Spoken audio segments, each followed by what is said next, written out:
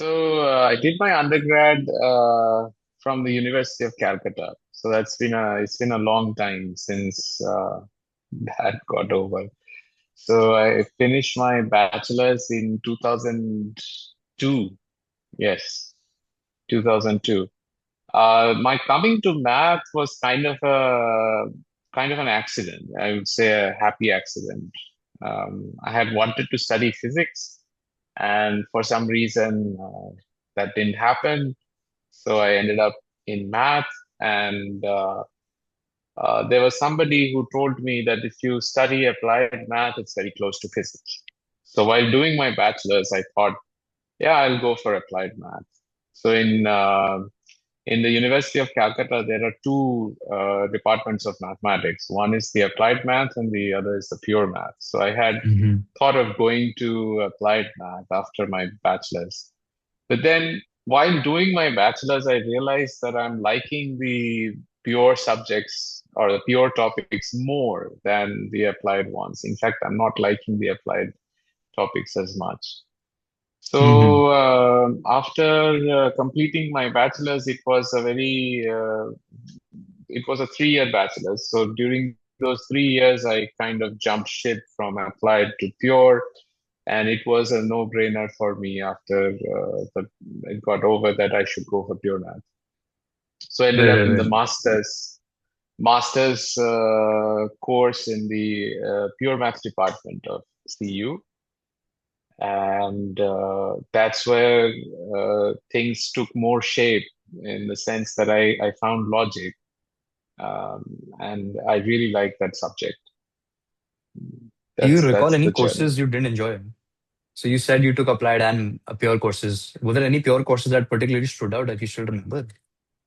Like, was there any pure course that I did not like, or was there any pure course that I did like a lot? Yeah, that you liked, Rob, because you said you steered more towards pure as you Mm-hmm. progressed throughout your degree. Yeah. So, is there any course or any incident or any book that you remember particularly, or perhaps from During the the applied? Hmm. during the bachelor's, I really liked the abstract algebra courses. I still remember that during the first days of it was not a semester system at that time. It was just year wise, first year, second year, third year. So I still remember during the first few classes in the first year of my bachelor's, the professor came in. I mean, he was a quirky fellow. He came in with pictures of flowers and buildings, and we were at an awe. I mean, how is this an algebra course? Why is he talking Hmm. about flowers? Then he talked about poems and so on, and he actually wanted to get to the concept of abstraction because he was going to deliver a course on abstract algebra. So he talked about abstraction through these concepts, like you see a flower. If you are looking at a flower, that's the real thing. But now, if a poet looks at a flower, he or she will think about it in a different way, will abstract out the essence, and then write a poem about it. So he explained abstraction like this, and I was hooked because this sounded very, what should I say, unorthodox way of teaching mathematics. And then it started, and I really liked abstract algebra. So the abstract Hmm. algebra was my entry into pure math. I see, I see.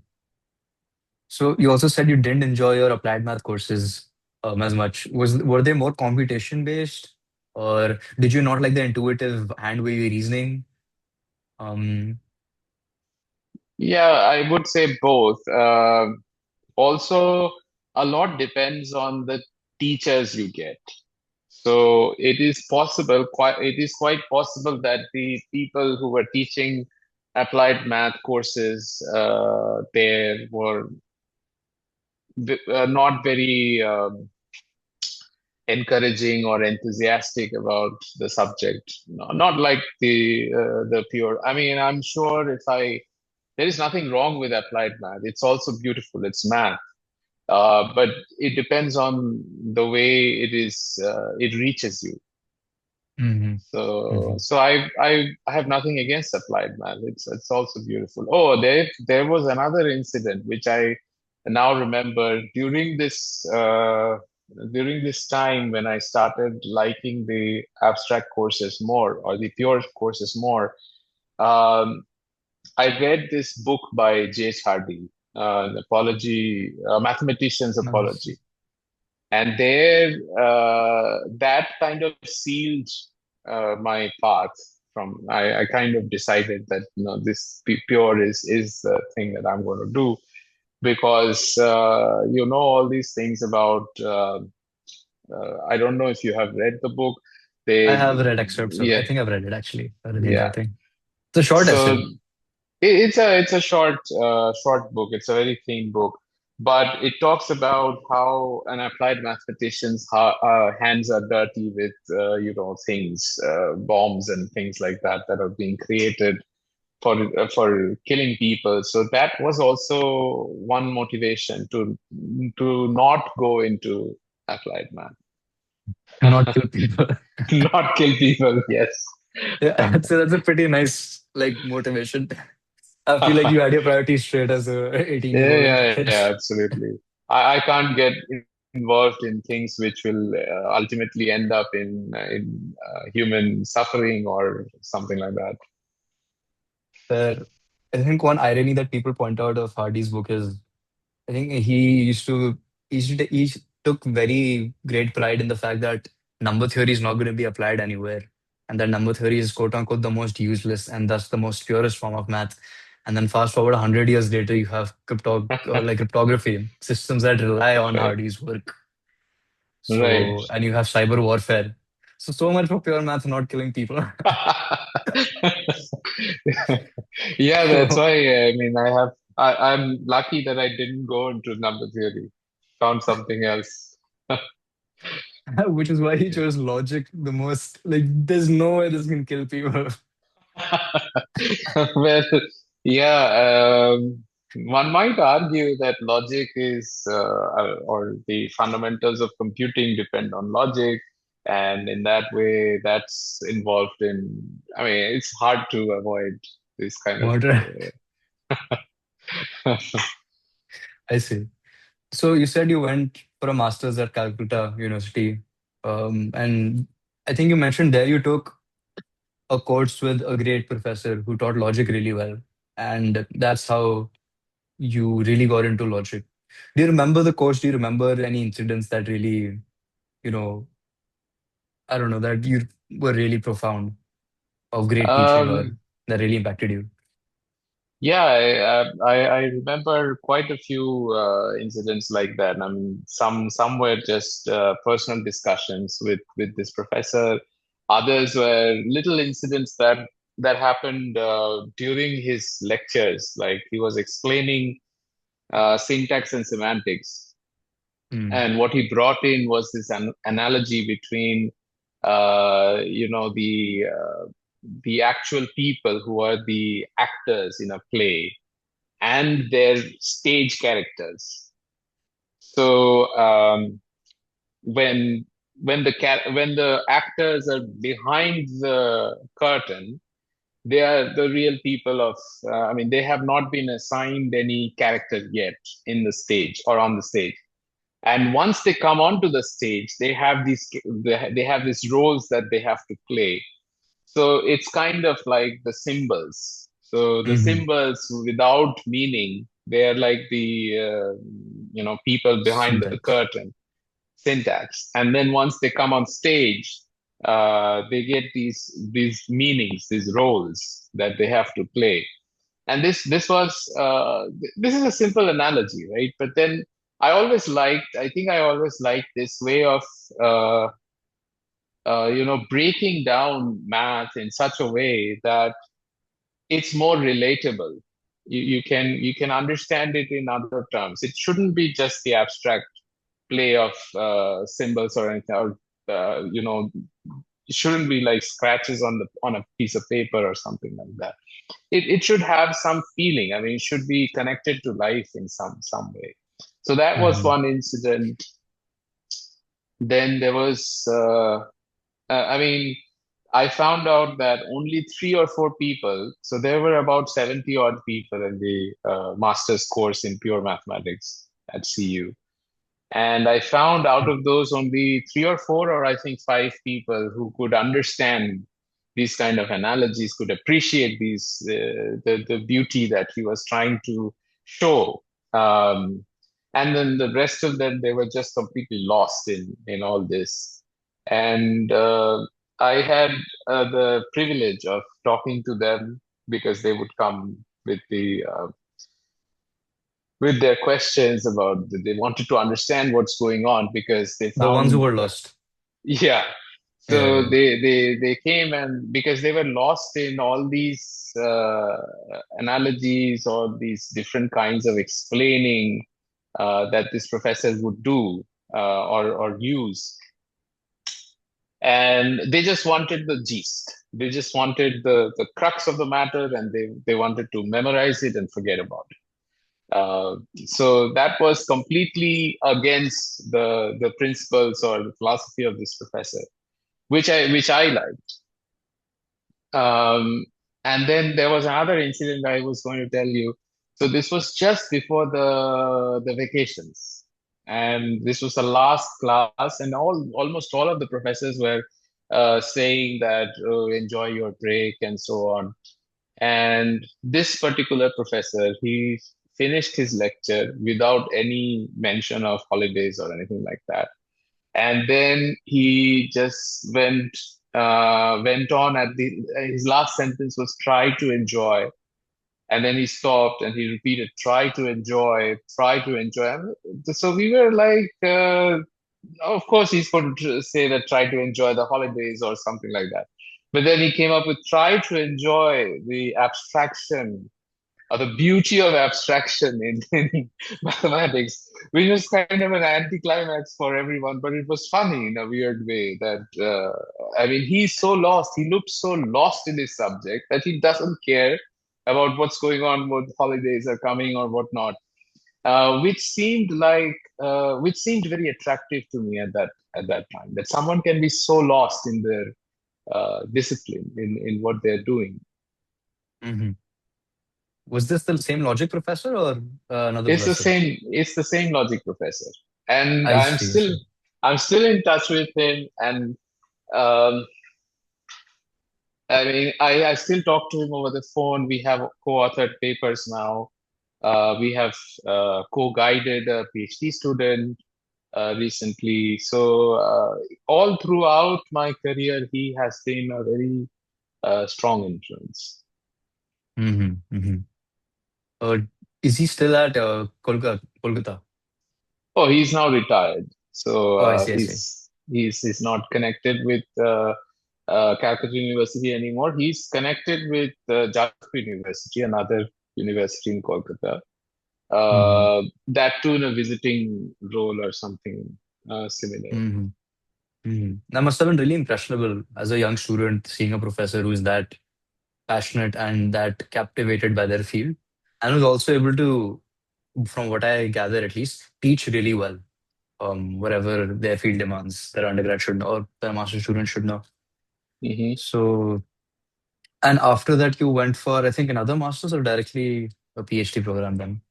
So my master's result, it suffered a bit because I had an injury during that time. And because of that injury during the final exam, I couldn't write for all 4 hours. So Oh, these were 4 hour papers. And Jesus. also that thing continued that I have I have this limitation that if I don't like a subject or don't like the delivery of the subject, I can't focus in that at all. So there were topics like partial differential equations and what was that, tensor calculus, which I found very unappealing, mostly because of the way, probably because of the way it was they were taught. Uh, and those subjects, I did not do well in those topics. So as a result of all this, I missed my first class by 13 marks, very narrowly. So it became an uphill task from there to find a place where I could do a PhD. And what happened was there was the CSIR exam, the GATE, then Mm. there were other entrance exams elsewhere. And for 1 year, I think I kept trying for all of these things. And then it was a disappointing time because nothing was. I mean, for 1 year, you were just trying for these different places, and but when things started rolling, they all came at the same time. So I got Mm. multiple openings in projects, and CSIR happened, Gate happened, everything happened together. Even got an admission in JNU in Delhi. This Oh, was an I see. MPhil in computer science or something. I think it was computer science. Yes. So I had to choose one, but also I had started applying for GREs, GRE and TOEFL, and that also Primarily happened for at the the same US. time, but a year later. And I was already, I had already decided that I'll go abroad, because by the time I started preparing for the GRE, uh, these results started coming in after I started preparing. But then preparing itself is an investment, right? So I thought Mm. it would be a good idea to go abroad. But abroad meaning in the US, I found an MS position. So I went for that, the MS position. The year after, they changed it to a PhD. So I got an Mm. admission into the PhD program. But then there were some other incidents which led me to want to change the university. So then I wanted to go for a better university. Once you're in the US, you can start moving from one university to another. Um, and at that time, this university told me that why would you just leave like that? You have spent 2 years here. Why don't you take this exam, write a paper, and get a master's? So Mm. that's the story of my second master's. So again, another accident. This was not deliberate at all. Mm-hmm. It just happened on the way. I see, I see. So you went as a master student, you did that for a year, and then they're like, we're going to convert you to PhD track. And so Mhm. you again took coursework for the next year, but then you wanted to Yes, leave, and they said, you've almost gotten a master's. Why not just wrap up the master's and then shift to a new university? right. So it was I a see, I switch see. back to the master's program. I see, I see. Was there any particular reason, like the caliber of the research program was not that high, or you found better opportunities out of the universities? I actually found better opportunity for the university. There was also something that happened around this. I mean, I can tell you this that I got married in between. I see. So Between the master's program. yes, while I was Ah, abroad, and there was also this consideration that my wife should also try to find a position I mean, she also wanted to find a position in the US. So we wanted to be close together. So that, of course. I mean, preferably end up in the same university if possible. So that was another consideration. But I was also looking for a better university, better program. So when I moved to Penn State was definitely one of the better universities than the one I was in before. Mhm, mhm. So from there, you directly began your PhD work. Yes. I see. And how was your, I mean, it's been a while, I know, but how was your PhD experience? Did the people always tell me that your advisor is way more important than perhaps the reputation of the larger university or even the reputation of the department in large? Your advisor will play a much more influential role during your PhD than any other factor. Or did that ring true for you as well? Yes, of course. My advisor, uh, is a brilliant person. I mean, he's a brilliant mathematician, and I would always want to. I would always aspire to be of the same stature, but I mean, he was simply super brilliant. As for if you're asking me about personal relationship with my advisor, I wouldn't say that I had an excellent personal relationship, but it was professional. Professionally, he was a good advisor, and Mhm. I have learned a lot from him about not only, of course, math, PhD thesis, of course, that's there, but I have learned a lot from him as a teacher, as an advisor, how to advise students. So a lot of what I do now is based on what I have learned. Do you have anything in mind when you say that? That you learned how to advise students, how to be a better mentor? Like anything in particular? Ye- Yes, of course. I mean, I remember spending hours in his office, both of us on the board working together on a problem. So these are things I have enjoyed uh, doing with my students as well. So we do spend time thinking about problems, working on them, and yes, I mean, how to be a dedicated advisor, that is something that has to be learned. Mm-hmm. Yeah, that's. I was talking to another. So I had another person on the podcast, Durgesh, and he just wrapped up his master's.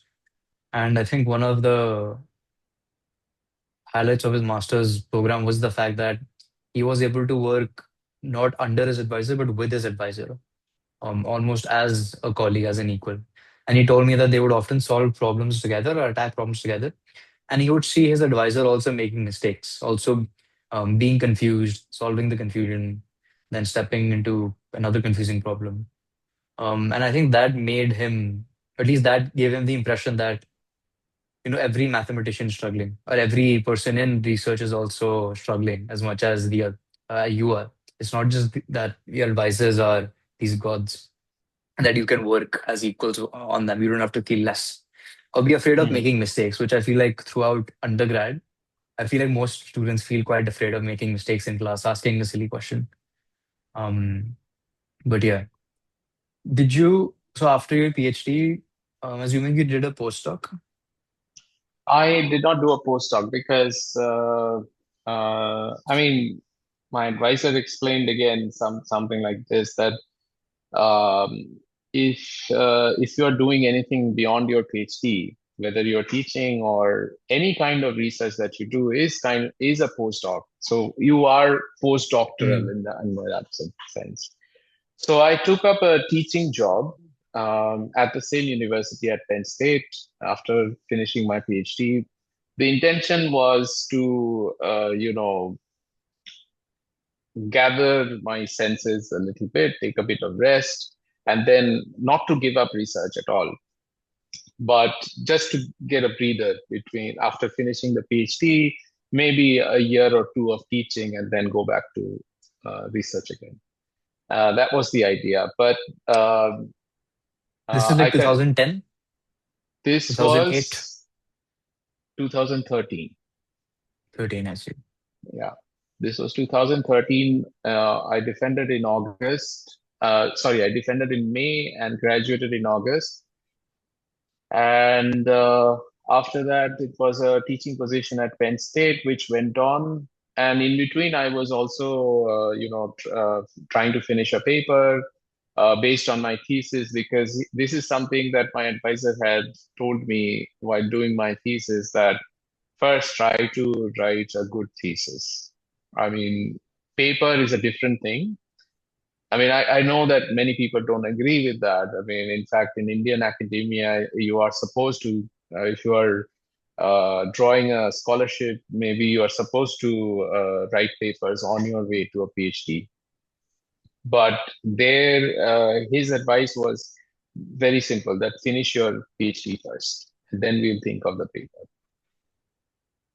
And so I was busy teaching, and also at the same time, I was trying to finish up a paper based on the thesis. I mean, I have not produced a lot of papers based on my thesis, mainly because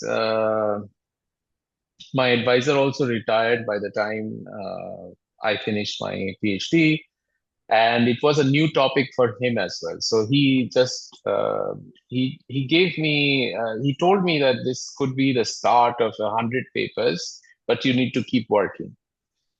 Mm-hmm. But I mean, eventually, what happened was I kept drifting away because first of all, the teaching load was immense. Second, it was always I was always trying to find a job, another job. I mean, to move to get to a research position and so on. So every year, this trying to find a job took a lot of time. Anyway, so that didn't happen. So and also I was interested in other topics after my PhD. So I kind of drifted away from my PhD topic. I see. And were these other topics in logic only? Yeah, yeah, they were all in logic. I see, I see. So So, the topic that yeah. I'm working on right now is different from the topic that I did my thesis on. Mm-hmm. So you also mentioned that the teaching load was high. I'm assuming you got to teach a bit during your PhD because as a graduate assistant, I think that's what they're Yes, called. So how was your yes. teaching experience? Did you enjoy it? How were the students? Oh, I enjoyed teaching. I enjoyed teaching quite a bit, both during my PhD and also afterwards. I still enjoy teaching, but maybe it's time for a sabbatical. So anyway, yeah, the students, I remember they took up a lot of time. I mean, it got streamlined as I kept teaching as a graduate student. But initially, it was a lot of work. And we were at Penn State, we were asked to teach as if we were instructors. So the entire load of the class is on the graduate assistant. So from designing papers to conducting classes to holding office hours, everything is up to the graduate assistant. And there was quite a lot of teaching, but I did enjoy a lot. I met a number of very good students during my tenure at Penn State. Yes. I see. Um, so when you teach, or I think you said, I don't know if I'm recalling this correctly, but I think you won a couple of awards as well for teaching really well at either Penn State or Yes. Yes, so. these were at Penn State. Yes. So how did the awards work? Like the students voted for the most, I don't know, best teacher, best graduate assistant, or um.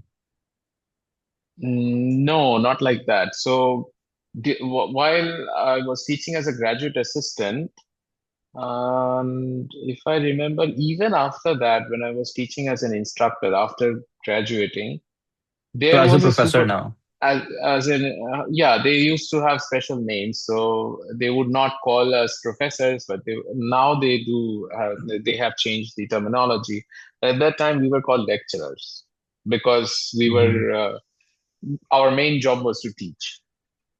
So Right. professors, As opposed to professors research. at Penn State are also supposed to produce research, but we did not have a research requirement when we were just teaching.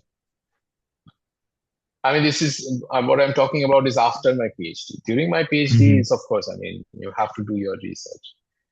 But throughout this period of teaching at Penn State, first as graduate assistant and then as a lecturer, there were supervisors. So these were experienced professors from the math department who would show up to your class, and they would evaluate your teaching. Oh. So, and then in turn, when I had to do for entering graduate assistants, I had to be a teaching mentor for them. So the job of the teaching mentor is to evaluate the teaching and then submit a report. So I think my teaching mentors, they guided me through during the years at Penn State, and then they wrote up these reports based on which the awards are given. I see. And did you find that teaching made your core concepts clearer, or that whatever it is you were teaching, for example, reanalysis or algebra one, that your all core concepts also got much stronger, that you gained more clarity? That was not happening at Penn State because I was teaching mostly this. Well, it did happen for when I was teaching calculus because when I was teaching calculus, I was trying to not just teach them the computational processes, but also the kind of the justifications behind what is going on. Uh, Mm-hmm. of course, I couldn't talk about epsilon delta definitions of limits, continuity, or things like that, but I tried Oh. to somehow explain these things, which gave me, a lot of confidence and clarity in what I knew about real analysis. Mm-hmm. But the other courses I taught were kind of elementary courses, which were for general education, because any student at Penn State, any undergraduate, will have to take a certain number of math credits. So there were a lot of courses like that. So as a graduate assistant, in the beginning, I was teaching only these lower level courses, which is a different challenge, which is a very different challenge because these students are not used to reasoning like mathematicians. So you have to really come down to their level to actually get your point across. Mm-hmm. I see, I see. Oftentimes, at least this is what I've heard, most people aren't even interested in them. They see these courses as I have to take these. These are required Mhm. by my degree. So teaching someone who already does not like the subject is a huge challenge, as I'm sure professors Yes. already know. Yeah, So, that's true. okay, so PhD, then you had your time as an instructor, uh, and then you came back to India to Triple IT. Oh, am I missing something in between? In between, we moved states. So I went to Tennessee from Penn State. So I quit my job at Penn State and moved to Tennessee. This You've actually was, traveled quite a bit now that I think about it. Like in yeah, I general, did. Yeah, that's true. Kolkata से US में, then you change your universities and then the state and then back to वो भी Delhi में you're back, not even in Kolkata. That's true. So, That's true. Yeah. And yeah, I like traveling. So it's good that I'm getting to travel. So in between, I moved to Tennessee. There was a first job as a visiting assistant professor at the University of Tennessee in Chattanooga. And then it was another stint for 6 months at Middle Tennessee State University. mm, So after that, I moved back to Delhi. I So see, I there, see. yeah. And this was which year? Like what time are we talking about? So I returned to India in 2017. So 2013, I completed my PhD. So 2013 till 2017, I was teaching in various places in the US. I see. So how is the experience of teaching over here compared to there? I think systems भी काफी अलग हैं. Undergrad over here is a bit different from there. I don't think we have general education. Um, Now, or even Indian research, I don't know, but I'm assuming that it is a bit different than the US's academic environment. Like you said, small differences तो हैं. जैसे PhD में you're expected to pump out a couple of papers in India, but in the US, your advisor may say, "We'll focus on your thesis first, then we'll think about a paper," which is a hmm bit odd because I thought publish and perish would be more common in the US. Well, it just might be that it was the topic that I was working on because it was new. And yeah, I should tell you this. I mean, it was a new topic in the sense that there were no other person in the department knew about this topic when my advisor and I started working on it. And in fact, the other logician in the department was completely awestruck or surprised when I first presented it in a logic seminar. We had you weekly logic seminars in Penn State, and when I first Interesting. presented my work there in front of the people in the department, they were completely kind of want to say awestruck, but awestruck has a very high kind of denotation, which I don't want to go there. They were surprised. Their question was, "Why are you doing this?" Mm, And before I could reply, my advisor said that because we can, that's why mm, we are doing all these things. And so this gave me sort of an isolation from the rest of the people in the department. Um, I don't I forgot what we were actually what I was no, trying this is to okay. answer. Oh, I see. No, it's fine. वो तो होता ही है. Yeah, I yeah. hope it So happens more often than not. uh, so yeah, I completely lost track of what I was trying to get at. I Sorry see. about that. So the were they were they awestruck because we don't understand the motivation behind the research questions exploring, or was it like, oh, this is really cool. None of us have seen this before. Or like was it like a mix of both? This is really cool stuff, but then why should we care about this? I think it was more like this is completely new, and there was no. Also, I think you should name the field as well. We should stop referring it to the topic. Yes, yes. So this was so I was working on higher order intuitionistic logic Hmm. and sheaf semantics for these, and the idea was to connect computability theory and constructive mathematics.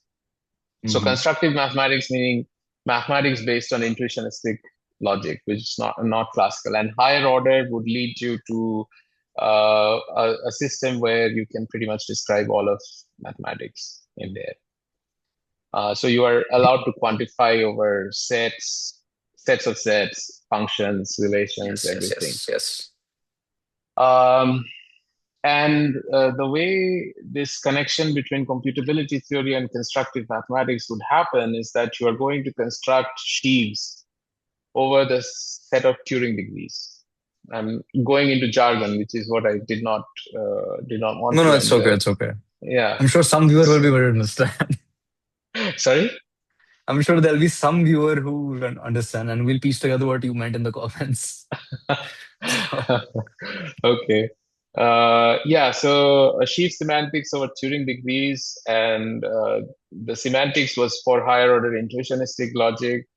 So this was completely new. My advisor had seen sheaves before in some work by Dana Scott. Dana Scott is a famous logician who has worked on a lot of things. And one of these things was constructive mathematics and sheaf semantics. mhm, So our task was to do this special sheaf construction using the Turing degrees. That part was new. And I think nobody had seen this before, and this was beyond their imagination, I think, at that point. So that is why the questions came that why are you doing this? I see. On the note of constructive math, correct me if I'm wrong, but constructive math, as per my understanding, tells me is basically you're not convinced with existential proofs. You want proofs that explicitly construct the object that you're arguing for exists. Exactly. Like a proof of contradiction would not be accepted to a constructive mathematician. You'd prefer, or even an existence proof. You'd want a proof that Hmm. constructs the object. Yes. So is that what constructive math is? Exactly. Yes. That's I see. exactly it. And Okay. also a little bit about the philosophy of intuitionism that was formulated first by Brouwer is the failure of the law of excluded middle. So anything is either true or false. This is a simple law of classical logic, and in intuitionistic logic, it fails because the idea is that without knowing what we are talking about, we can't say that it's either true or false, right? So it's not like something can be both true and false at the same time, or neither true nor false. None of the situations happen. But then, if you don't know what your sentence is, then you cannot say it's either true or false. So you have to first know. So there were these what are called the weak counterexamples against the law of excluded middle, which come up in the philosophy of intuitionism.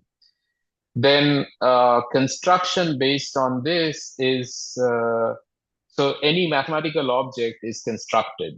So for example, numbers. So if you think about one, you find an object, call it one.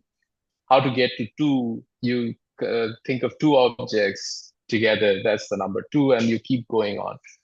Now, if you define a natural number like this, that let's say n is equal to 1 if the Riemann hypothesis is true, and is equal to 2 if it's false.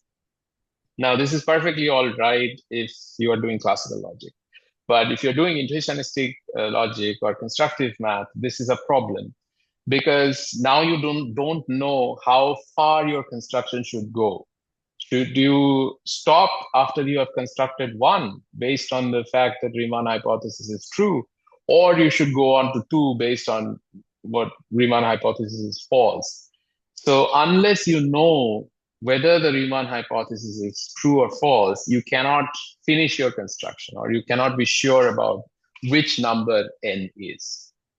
So Mhm. this is where constructive mathematics will deviate from your classical mathematics. This is about construction. What you said about existence is absolutely spot on. I mean, you have to produce an element.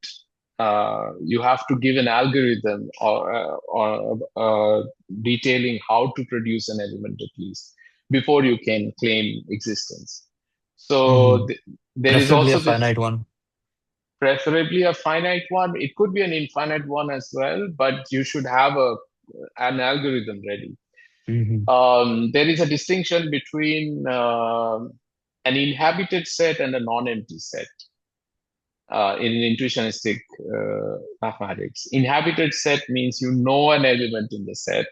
Non-empty means you just know that the set is not empty. Okay. You don't have any So there is information a about the objects in the set. Yeah. right, right, right, Right. right. So these are little places where they deviate. Um, then, interestingly, what happens is the distinction between the Dedekind real numbers and Cauchy real numbers. I mean Oh, the real numbers constructed via the Dedekind method and the ones that are constructed by the Cauchy right, method. right. Now, in general, in intuitionistic, if you take intuitionistic logic as your base logic, Dedekind real numbers would be a superclass of the Cauchy reals. So larger, they're superset. Yes, Okay. yes. So there Cauchy are more numbers are Dedekind subset. subset. Yes. Okay, okay. But this is in general. Now there are certain special models of intuitionistic logic where these two will coincide, but then Mm-hmm. there are models where they are clearly separate. So I was talking about sheaf Oh. models. If you take sheaf models over real numbers, for example, that So real sheaf numbers models are would, a kind of intuitionistic logic model. The one kind yes, of okay, ठीक है. yeah. So you take this sheaf model. So if you construct your sheaves over the space of real numbers with usual topology, then Dedekind reals will be strictly bigger than the Cauchy reals.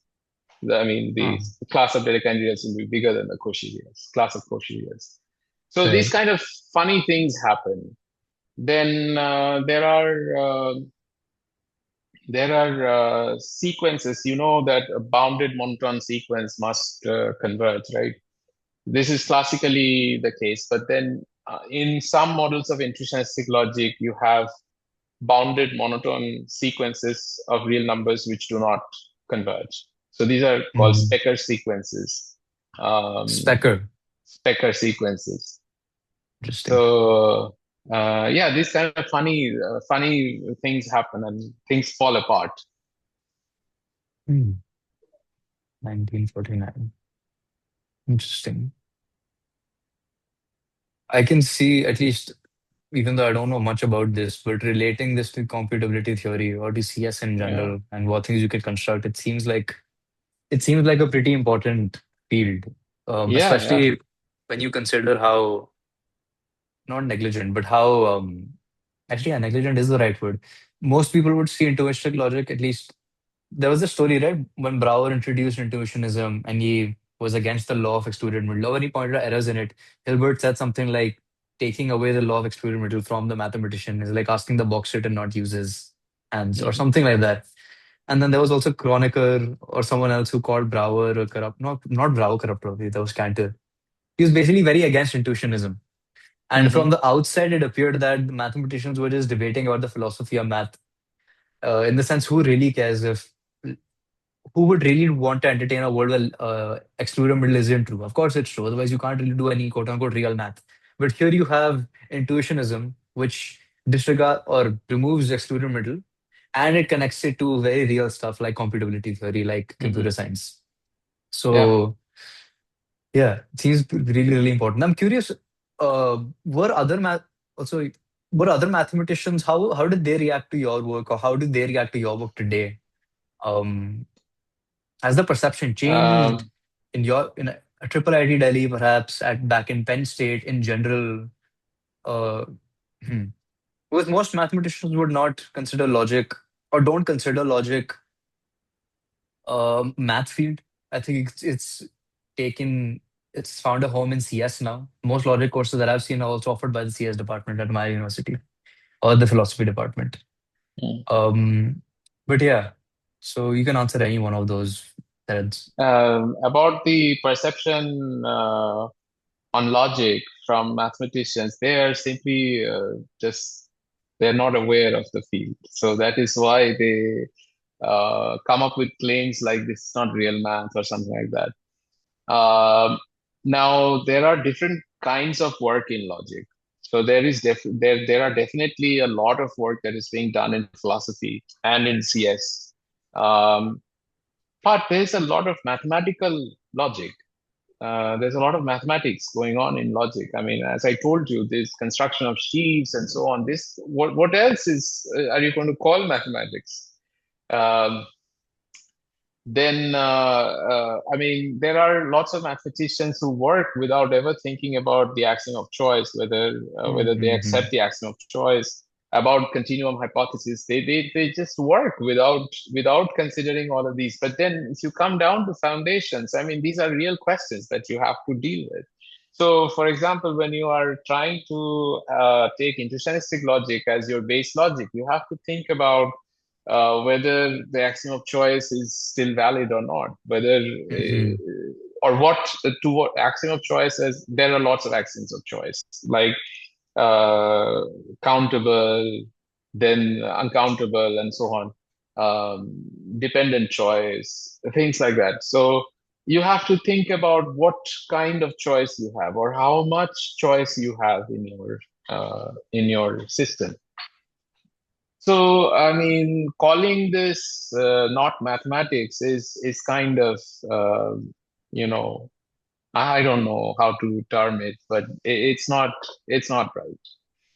The perception in the US, the fields of logic are that are most often worked on in a mathematics department would be computability theory, model theory, set theory.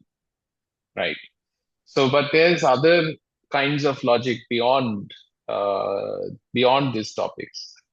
So there is a field called fuzzy logic, and then Hmm. there are logicians who say that, oh, fuzzy logic is not logic.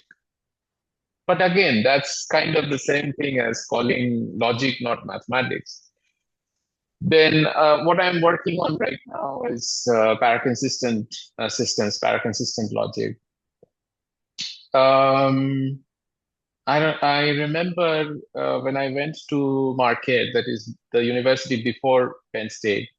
I had presented on paraconsistent systems there. Uh, and then people, even logicians, who were there in the department, or people who were interested in logic, they opposed. They vehemently opposed and said that what is this? I mean, this cannot be the case. What are you talking about? That I mean, the law of explosion will fail. How can this happen? But again, these are dogmas, right? I mean, these are like exactly like saying that logic is not mathematics, which is not true, by the way. Right, right. So just to interrupt, paraconsistent logic allows, I mean, this is the most wow wala feature, at least from what I recall. It allows for contradictions. Oh, It allows for contradictions to not explode into everything, into right, triviality. right, right, right. So and thus, so like principal explosion is out. It's not like you have two contradictions, suddenly everything becomes true and false. Hmm. So Right. right, I see. And the reaction when you presented this at that university was of, um, why is this true? Or this obviously cannot be true. So why are you exploring this? Yeah. So I was young at that time, so I was using things like natural reasoning and so on. So I was deeply influenced by the work of Graham Priest, then other people like Wittgenstein's philosophy. Uh, and then I was using terms like this is the natural way to think about it. So, for example, in when you're doing set theory, you have this principle of comprehension, which allows you Mm. to the unrestricted comprehension would say that for every property there exists a set, but Yes, then yes. that leads to Russell's paradox. And to solve this, quote unquote, solve this problem of Russell's paradox, people came up with these different ad hoc, what Priest calls ad hoc measures, like either you do some kind of a distinction between class and set, or you do type theory, or you do, this restricted comprehension. Type theories ad hoc. Yeah, I mean, Okay. you have different types. I mean, so there is no one solution. I mean, you're just trying to break a paradox. That's all. So instead, Priest argues that why don't you just have a set which the Russell set both belongs to and doesn't belong to itself? Why can't you accept that? So he calls it only natural to have unrestricted comprehension. So I was using Interesting. these terms, but I didn't have the backing of the canons that Priest has when he's arguing. So of course, people were, very, very excited, and excited in the in a negative sense. They were saying that, "Oh no, no, this cannot be true. What are you talking about? This is not possible." So I don't know if you explored your interest in physics as much as you wanted to. But there's this, from what I was reading, there was a actually that this is still a problem. There was a time when physicists were trying to decide what the wave function actually means. I think you might have heard the story, and different people were giving different quote unquote interpretations of the wave function. One interpretation is popularized as the many worlds interpretation. It posits that there are many worlds where there are worlds where basically everything is true. So this podcast is happening in one world, it's not happening in some other world, and some other world I am a prime minister of India, something like that. That's one interpretation. Then there was another interpretation, Copenhagen interpretation, and so on. And physicists and also a lot of philosophers. have debated which interpretation is correct. And there's a physicist who argues that the many worlds interpretation is correct simply because you have to assume the least amount of information. So you might have heard of Occam's razor, right? The simplest explanation is often the most right one. So it feels like the paraconsistent logic were what you just said about Graham Peace saying that there exists a set that's that contains itself and also does not contain itself. It seems like an application of Occam's razor. And even in Hmm. physics, the subscribers to many worlds, some of them argue that the many worlds interpretation takes the equations of quantum mechanics and it interprets what they say and it just interprets them literally. It doesn't assume anything else. And when you calculate and you churn out the equations, the result is that there are many worlds where everything is true. Of course, this contradicts our intuition. How can this be true? But this is what Occam's razor would lead us to. So it's interesting to see it in action in physics and math. Yeah. Um, so now you're at IIIT Delhi, and how is I don't know if there's the very thriving logic culture there as much as it was in Penn State. Because you mentioned वहाँ पर seminars भी होते थे. So I'm assuming there was like a large number of graduate students, professors, and culture around logic. Yeah. I'm Yeah. not sure if there is much in India generally, but at IIIT. Not really. So here I have given quite a few talks, and when I joined, and afterwards also, there were people who wanted to know from the CS department, from the AI field. They wanted Mm-hmm. to know what exactly I'm working on.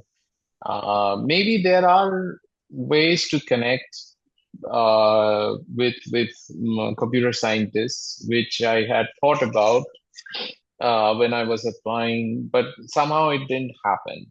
But there are definitely a lot of ways in which some kind of collaboration can be done with people in other departments. So, for example, there are these theoretical computer scientists.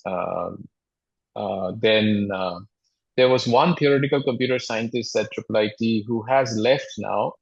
So he was working on description logics.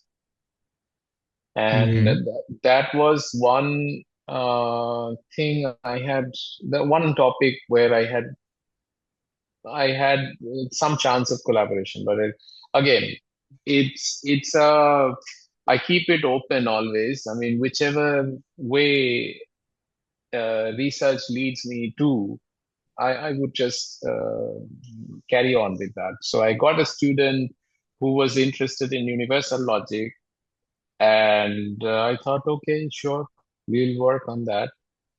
Paraconsistency has stayed as kind of a you know core of all this, but around it there are other areas that have evolved. Then there were some economists in the social sciences department here. They were working on game theory. So there is a connection between logic and game theory. It's a very interesting area of study in logic. I could have collaborated there also, but nothing so far has happened. But yeah, I mean, Mm-hmm. there's not a thriving logic community, but I think there is a potential for that. Mm-hmm. I see. Sorry, I forgot to ask this question. This was on my mind. Have there been, during your research in logic, do you recall any very surprising results or very curious theorems or curious questions that you've been wanting to explore or that you have explored? Actually, this is something that I am currently working on. This is about, there was a paper in the 1970s by Noel Belknap Mm-hmm. where he talks about how a computer should think. And this leads to a logic which has four truth values. Mm-hmm. So you have true, false, both true and false, neither true nor false. The Mm-hmm. idea is that if a computer has been asked an assertion denial question, there are four ways in which it can respond.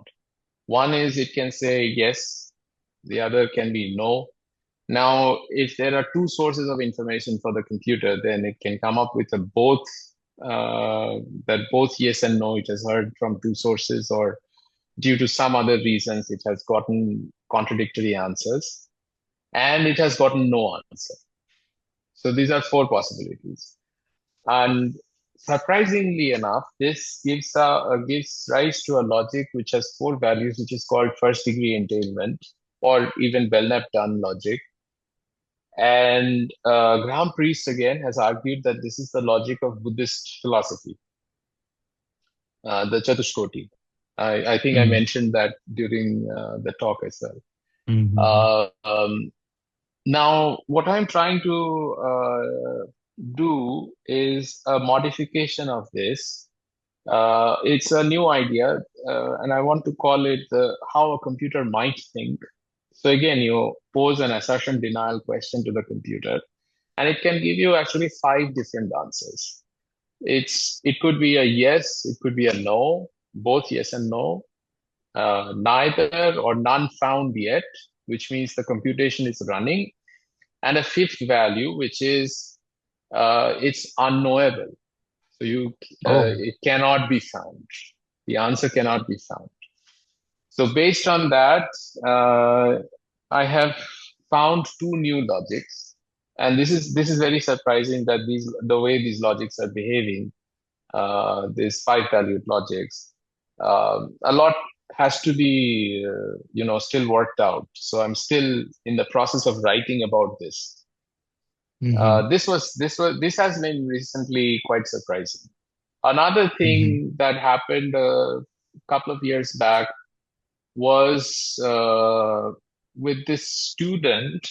He came and asked me a simple question that can you think of a contradiction without negation or without the use of any connective? Okay. So Ah, okay.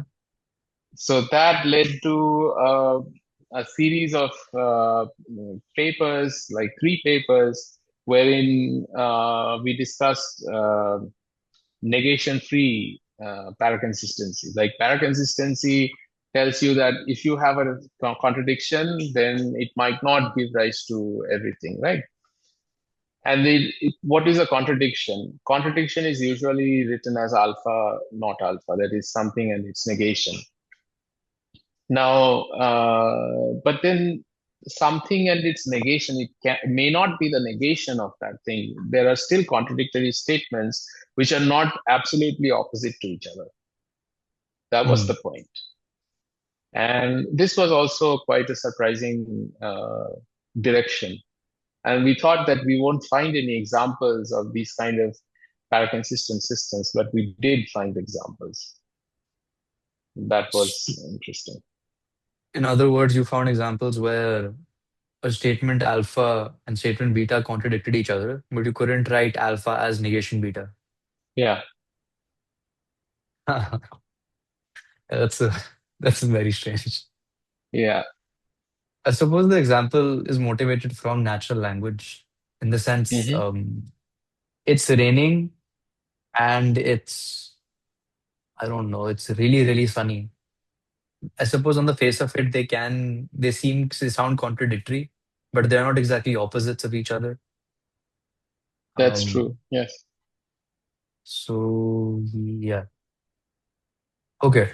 On that note, do you have any other topics that you'd like to explore, or any other questions that have been on your, I don't know, bucket list for a while, or any field that you've been wanting to explore that you plan on doing in the Um, future? yeah, this would be going back to my, there's one topic which actually would take me back to my PhD thesis. So there are a lot of unanswered questions that remained uh, after my thesis was completed. And these are things that I would like to explore. There is a field called computable analysis, and there is also a field called constructive analysis. So constructive analysis is based on this constructive logic or constructive mathematics. And computable analysis is based, it somehow integrates real analysis. I don't know computable analysis. It integrates computability theory with real analysis. So now, since there is a link between computability and constructivism, I would like to have a comparative study. I would like to do a comparative study of computable analysis and constructive analysis. This has been there in the horizon for quite some time. In the PhD thesis, we found a new class of real numbers. So we talked about Dedekind real numbers and Cauchy real numbers. We also found a new class of real numbers, which we had called Muchnik real numbers. Mm-hmm. And nobody has studied. I mean, these are new. This is a new class of real numbers that we came up in the thesis, and so far they are completely unexplored. Nobody has done any work on that.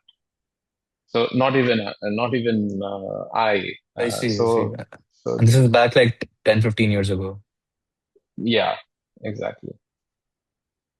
So these are places I would like to go to, and parrot consistency itself is such a wide field. There's a lot to learn in this area as well. So a lot of work to be done. Mm-hmm. I see. Do you teach logic courses back at IIIT? Oh yes, I do. I So there is see. a regular logic course that runs at IIIT. It's called Introduction to Mathematical Logic. That's during the winter semesters. And next semester, I'm going to teach a course on non-classical logics. Mm-hmm.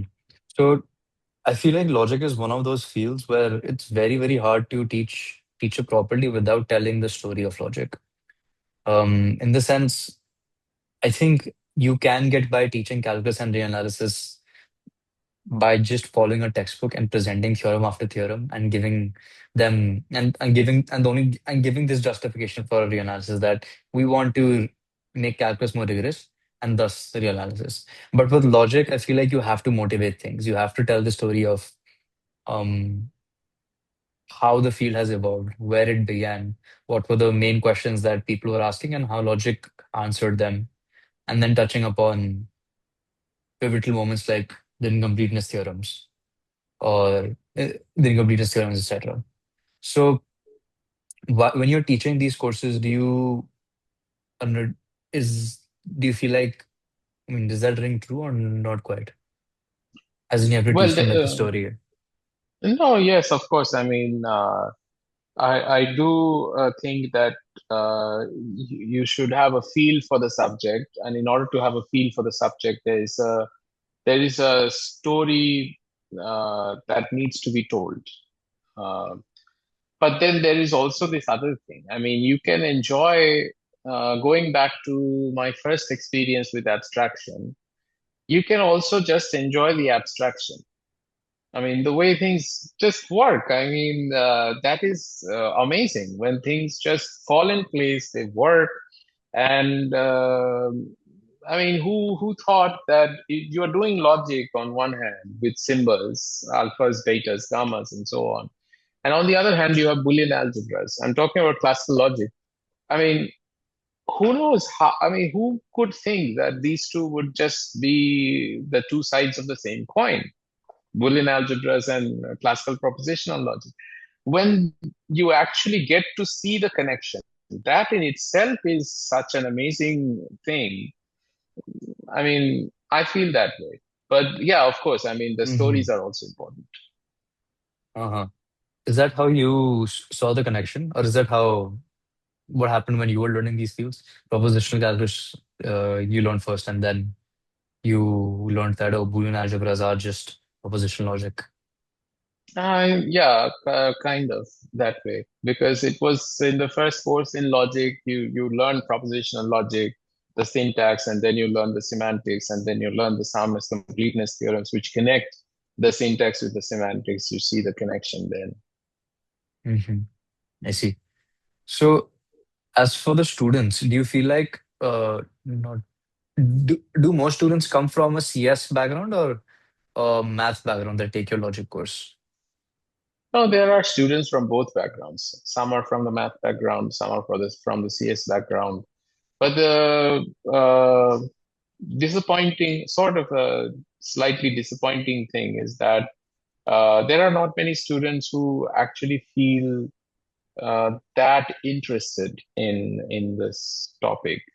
There are many students. In fact, what I'm trying to say is that there are many students who take the course just for the sake of the credits.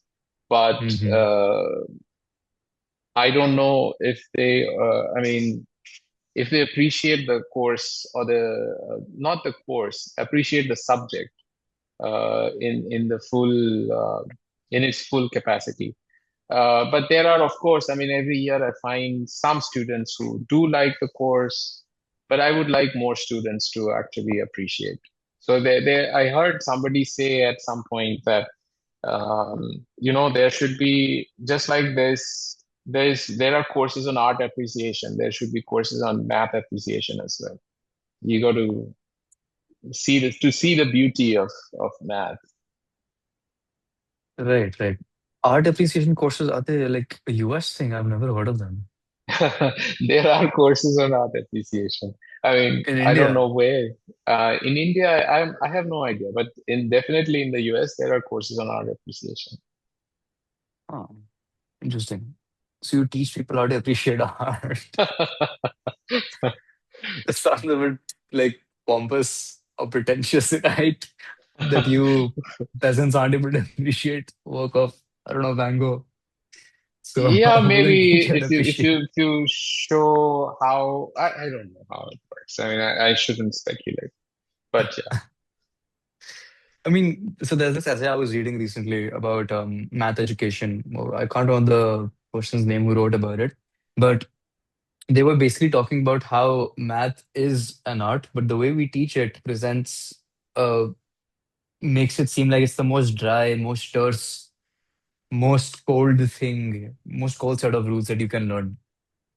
yeah. Um, and I think they were arguing for a reform in math education. I mean, I'm sure you've heard about this so many times. I mean, आपके time में भी इसका बातचीत तब भी होती होगी, especially at the school level, the way we teach math. Um, Hmm. I think college it does get better, but teaching math as a set of formulas as opposed to a bunch of questions that people are interested in and they want to explore. For instance, I was never taught the proof of the quadratic formula visually, but when I saw the proof visually, I'm never gonna forget it now. And I'm also remember how fascinated I was and I learned this proof not like 4 years ago when I started my math degree. I learned this a month ago in a physics class when a professor who had just mentioned that, oh, here's the quadratic formula. Does anyone know the proof of it visually? And no one could answer. And these are like third year math students, second year physics students who don't know the proof of the quadratic formula visually. And so then he's like, homework is go prove it visually. And so I did that.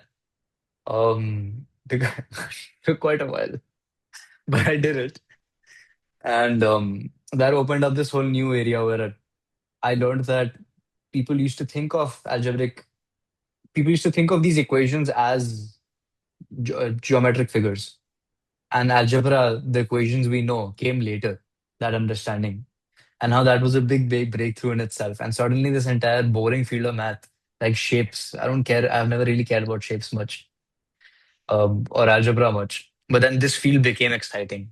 I started asking questions like, what other equations can I interpret as figures? And I suppose the same is with logic. I don't know if you heard of this book. It's called Logicomics I have by, seen the book. Yeah. yes, it's a graphic novel. It's basically on the story Hmm. of the incompleteness theorem, and it traces. Um, it's kind of like loosely an autobiography of Russell's life, made a bit dramatic. It's written by a computer scientist and a mathematician and a journalist. And it presents logic in a very emotional way. It explains how emotional it was for mathematicians to receive Gödel's results. Right? Some statements can are true, but you can't prove them. Others you can't even answer whether they're true or false. Hmm. And I think it conveys the emotional power of the story of logic really, really well. So before I took any course in math or any course in logic, this is the first book that I read. And I think that set me up really well when I was learning logic, because to me it wasn't just a bunch of formulas. It was actually trying to see why all of these results were so emotional for mathematicians and logicians and philosophers alike. So if I were to ever teach anything in math or something, I would assign this book as like mandatory reading. So Yeah, yeah, of it's a really course. nice book. Um, but I suppose that is it about the comic. One last point that I would like to touch upon is, I think, academics in India and research academia in India and the culture around it. And what your experience has been. Um, is it like, is there a lot of pressure to publish papers, or is there not as much pressure as publishing compared to the US? Is it more inclined towards the teaching side? I've heard another thing that the quality of students is not as great. Uh, Professors often express how PhD candidates are not the best or as good as they might have hoped. India, at least, is what I've heard. What has been your experience? Okay, so You can let's answer first anything, go yeah. over. Yeah, yeah. So let's first go over the culture of Indian academia. Well, in the US, if you are in a top university, Mm, the tenure track is grueling. I mean, you have a tremendous pressure of publishing papers, and I have seen assistant professors who could not uh, get tenure because of not publishing enough. Compared to that, I think Indian academia, by and large, is uh, not that ruthless. So there is a pressure of publishing. Of course, there is a pressure. But if you look at the IITs and colleges, I mean, the universities, once you get a job, that's pretty much it. I mean, there is no tenure track or anything like that. In mhm, Triple IT, they do have kind of an American system where you have a tenure track, and there is a pressure of publishing as well because we have our annual reviews, and then we get asked. I mean, we have to submit our reports about how or what papers we have published and so on. But I would still say that compared to a top university in the US, the pressure of publishing is still less in India. It is not, I mean, I do not have as much experience teaching in India to say that it's more teaching oriented because I have only taught at Triple IT. I know about the IITs a little bit from what I hear, but I don't. I mean, there is a large body of Indian academia outside these premier institutes where teaching really happens. mhm. So there, I think there is a more focus on teaching than on research. That's one. What was your other question regarding students? Okay, so I I've heard have quality taught of students is not as good as professors quality of might have hoped. Yeah, students. they're quite underwhelmed. Yeah, so there's again, so this is all connected to the institutes and universities from where the students are coming. So Hmm. there are a lot of students who come from little known universities where maybe teaching is happening, but then it's not happening in that illuminating way. Like you described, that some professor had asked you to prove the quadratic formula visually. I mean, how many teachers can actually ask that question? You have to know the subject to a certain degree, or you have to feel the subject to a certain degree in order to ask that question. So there are not many people who are asking these kind of questions, I feel, in a lot of universities. I mean, I'm telling from my experience also. So I had done a master's in Calcutta University and then a master's and PhD abroad. I saw the difference that is there in the teaching of mathematics. It was much better abroad. Yeah, it was, of course, much better and more challenging. In fact, in Calcutta University, there were a lot of professors who kind of had these notes, and they would just, write down the notes in the board, and people were supposed to copy the notes, memorize them. And those are the questions that would be asked on the exams, like state and prove such and such theorem. But abroad, there were a lot of problem solving. So it's not like what you have learned is going to be part of the question on the exam. You have to apply what you have learned to solve the problems on the exam. And that's how math should be taught, I feel. So anyway, so the students coming in from these universities where the focus is basically on memorizing and putting them on paper during the exams, they are of course not learning mathematics in the same way as in the US. So of course there is a distinction in the quality of students, but that doesn't mean that all students are of the same caliber. I Of mean, there course. are a lot of good students in India as well, and but there is no uniformity. You can say that. But in the US, what happens is a thing that I have noticed: either there are very good students, or they are absolutely uninterested in mathematics. And Yeah, yeah. So extreme extremes then. two extremes, yes. But in India, Okay. there is a large body of students who sit in the middle, that they are neither that excellent nor absolutely nothing. I mean, not interested. Uh, uh, and it depends on what kind of guidance they are getting I mean, during their tenure as a student. I see.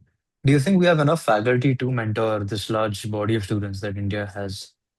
You I don't. continuously see news of vacancies, यहाँ पर vacancies वहाँ पर 10,000 vacancies of faculty in this state, that state. No, I don't think we have enough faculty. I hmm wonder why these jobs are still open, lying vacant. hmm I see. Uh, I suppose I don't have much else to discuss. I honestly don't even have a bunch of topics that questions that I write down. I just have topics, and on topics से question अपने आप naturally निकलता है conversation के Hmm. बीच में. Is there any topic that you'd like to explore or that you want to talk about more that you feel like I missed asking about? Mm. Another thread that I was thinking about was the smartness one. There's this whole thing ki, at least when I tell people that I'm doing math and I'm studying computer science, the first thing that they say is, I hate the field and you must be so smart, Yes, which is a I very do. strange reaction. It's a very common reaction. I mean, I've been to doctors' offices and met other people, and they have said, "Oh, math was my worst subject. I don't know how you do so much math." But yeah, I mean, that's the thing, right? I mean, if math is a niche subject, I mean, of course, and there is no way to actually explain. So I have stopped explaining to people that no, it depends on the teachers that you're getting, the way you are learning it in school. If your teachers are, always just focusing on solving problems and not explaining what the story behind, as you were saying, then of course you are going to kind of, have an apathy for the subject. Um, but yeah, I mean, it depends. But I mean, it works out different for different people, I guess. Because when I was a kid, I still remember that I used to love the act of actually solving the problems. I mean, maybe repetitive, but then yeah, I mean, the fact that things just fall in place, they just work out. It is beautiful the way it works, but not everyone sees that way. There are different kinds of people. You're talking about math problems in specific, या फिर just problems in general? You went back when you were a kid. Problems in general. So Mm-hmm. the act of solving these problems was in itself such a joy that you actually do these calculations, whatever problem you are trying to solve, things will just come out, and you get an answer. And if it's a proof question, you come up to the final step, and things just match. It just works. So that feeling in itself, I mean, you cannot get in any other subject. Of course, I mean, other subjects have their other charms. I'm not saying that math is the best subject out there in the world, but Of course. this is definitely one of the charms of mathematics, that things work out. Yeah. Until they don't, then you have to come up with para consistent logic. Oh, yes, that's true. That is also uh, definitely, I should say this. So this was there are two things I remember from the head of the department at Penn State. Uh, so one thing he said when we just entered as graduate students, and he said that most of the time you're going to feel like you're stupid because you cannot solve a problem. And then there will be a brief period of euphoria when you actually solve the problem and you feel like you are very smart. And then again, you're going to feel stupid because you couldn't solve it earlier. So this is one thing he said. The other thing he said, as I mean, a few semesters down the line, is that, well, as a mathematician, most of the time you're going to be sitting in your office staring at the ceiling. So yeah, that's our job. You're you're going to be paid for doing that. So yeah, these are true. What can I say? I see. Do you still feel like stupid or slow sometimes when you do research or when you do math, or is there still a feeling of at least undergrad में बहुत होता है मुझको, where you have peers that are faster than you, who just get concepts much faster, who have to practice fewer questions to get better grades on an exam. Perhaps when you put in a lot of effort, you don't get the grade that you wanted to, and you feel stupid or you feel dumb. Did that feeling that did you also feel that way during your math education? Do you still feel that way sometimes, or not quite? No, no, of course. I mean, there are a lot of humbling experiences that you encounter as you go on, either as a student or a researcher. I mean, a researcher is also a student anyway. So yeah, I mean, that feeling is there is no escaping that feeling. Hmm. Okay, that's good to hear because a lot of students feel that way in math. At least from my own experience at Ashoka, doing math or sitting in any STEM class, feeling stupid and the fear of asking like a silly question, which 10 other people also have, but you don't ask because you're so afraid. Yes, yes. That's so ubiquitous. That is true. So, That is true. yeah.